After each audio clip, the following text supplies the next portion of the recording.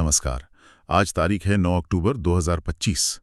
आज हम भारतीय बिजनेस और कॉरपोरेट जगत की कुछ सबसे अहम हलचलों पर गहराई से बात करेंगे। बिल्कुल। हमारे पास बाजार के आंकड़ों से लेकर कंपनियों की रणनीतियों और सरकारी पहलों तक कई जरूरी अपडेट्स हैं। हाँ, कोशिश यही रहेगी कि इन सब खबरों के पीछे जो चल रहा है उसे समझें। बिल्कुल। आज खास तौर पर टेक सेक्टर, बड़े इंफ्रा प्रोजेक्ट्स और फार्मा पर नजर रहेगी। देखते हैं इनसे क्या बड़े ट्रेंड्स दिख रहे हैं। तो शुरुआत टेक से करते हैं। बाजार में आईटी स्टॉक्स में थोड़ी तेजी थी, खासकर टीसीएस के नतीजों से पहले। हाँ, और नतीजे आ भी गए। राजस्व तो देखिए 65,799 करोड़, ये उम्मीद से बेहतर है। और उनकी ऑर्डर बुक $10 बिलियन। ये तो रिकॉर्ड है ना? हाँ, वो तो शानदार है। लेकिन एक पेंच है, उनका जो नेट प्रॉफिट है 12,075 करोड़। वो कम है पिछली तिमाही से। हाँ, वो पुनर्गठन की लागत मतलब रीस्ट्रक्चरिंग कॉस्ट करीब 1,135 करोड़, उसकी वजह से थोड़ा कम हो गया। अच्छा, तो ये रीस्ट्रक्चरिंग किस लिए? लगता है वो भविष्य के लिए तैयारी कर रहे हैं। उन्होंने एआई और सॉवरेन डेटा सेंटर्स के लिए एक नई सब्सिडियरी बनाने की बात भी कही है। सॉवरेन डेटा सेंटर्स मतलब जो डेटा देश के अंदर ही रखते हैं। बिल्कुल। तो ये दिखाता है कि वो एआई और डेटा सिक्योरिटी पर कितना बड़ा दांव लगा रहे हैं। शायद इसी वजह से वो $10 बिलियन के ऑर्डर भी जीत पाए। दिलचस्प है। और टेक में पेमेंट्स की तरफ भी कुछ नया हो रहा है ना?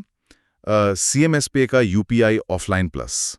हाँ, वो ऑफलाइन यूपीआई को बेहतर बनाने के लिए है, मतलब बिना इंटरनेट के पेमेंट। और वो रिजर्व पे, एनपीसीआई और ओपन एआई वाला चैट जीपीटी से पेमेंट। हाँ, वो एजेंटिक पेमेंट्स, ये तो और भी आगे की बात है। सोचिए, आप एआई असिस्टेंट से कहकर यूपीआई पेमेंट करवा पाएं। अरे वाह, मतलब सिर्फ बोलकर? हाँ बिल्कुल।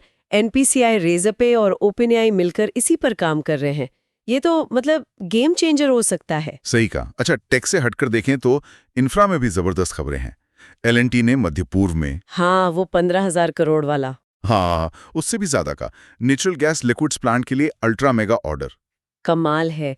ये दिखाता है भारतीय कंपनियों का ग्लोबल दबदबा। और देश के अंदर भी निवेश कम नहीं है। V commercial vehicles, Volvo Eicher का जॉइंट वेंचर। हाँ, वो मध्य प्रदेश में प्लांट लगा रहे हैं, एएमटी प्लांट। बिल्कुल, 544 करोड़ का ऑटोमेटेड मैनुअल ट्रांसमिशन के लिए। और भी हैं जैसे जीआर इंफ्रा, वास्कॉन इंजीनियर्स, इनको भी अच्छे प्रोजेक्ट्स मिले। सही है, इंफ्रा पर जोर तो दिख रहा है। और सरकार की तरफ से भी एक बड़ी पहल है, वो रेयर अर्थ परमानेंट मैग्नेट्स के लिए 7,350 करोड़ रुपए की योजना। हाँ, ये बहुत जरूरी कदम है। ये मैग्नेट्स ईवीज में, इलेक्ट्रॉनिक्स में, डिफेंस में लगते हैं। और अभी हम काफी हद तक इंपोर्ट पर निर्भर है ना? बिल्कुल। तो ये आत्मनिर्भरता की दिशा में एक बड़ा कदम है। एडवांस्ड मैन्युफैक्चरिंग को भी बढ़ावा मिलेगा। और एफआईसीसी का सर्वे भी तो यही कह रहा है, मैन्युफैक्चरिंग में मजबूती है। 87% फर्में कह रही हैं उत्पादन बड़ा है। नया प्लांट $250 मिलियन का। हाँ, और उन्होंने अपनी प्रिसिशन स्फीयर इंजेक्टेबल प्लेटफॉर्म के लिए पार्टनरशिप भी शुरू की है। ये ग्रोथ दिखाता है। और नेटको फार्मा को भी एक बड़ी जीत मिली है एसएमए की दवा के लिए। हाँ, रिस्डिप्लेम, वो स्पाइनल मस्कुलर एट्रोफी की सस्ती दवा ला पाएंगे अब। ये मरीजों के लिए बहुत अच्छी खबर है। बिल्कुल।